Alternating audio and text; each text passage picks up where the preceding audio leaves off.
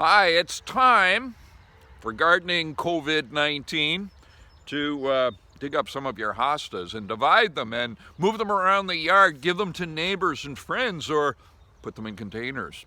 Now, we're often afraid of this job because you have to be kind of brutal, to be honest.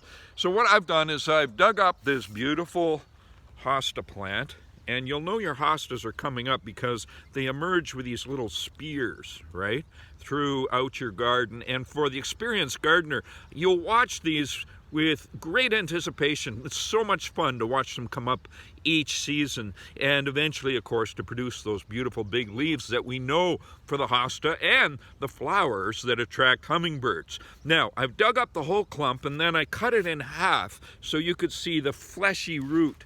You see the nature of the root here. This is a part you shouldn't be afraid of, is taking a sharp spade like this and digging up the whole thing and then cutting it into quarters. And I'm going to do that right now. Let's see if I can do this for you.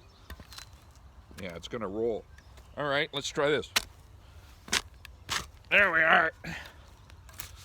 See what I've done?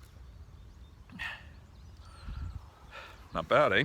So those quarters, I'm going to plant them around the yard, give them away. They lend themselves so well to planting in containers. The secret to success here is plant them in good quality soil. Triple mix. 1/10 of your soil mix should include worm castings.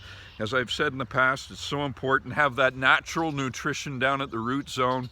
And this is the time, while they're still relatively dormant, to do the job. And this is, by the way, what you're going to end up with. That, my friends, is a thing of beauty.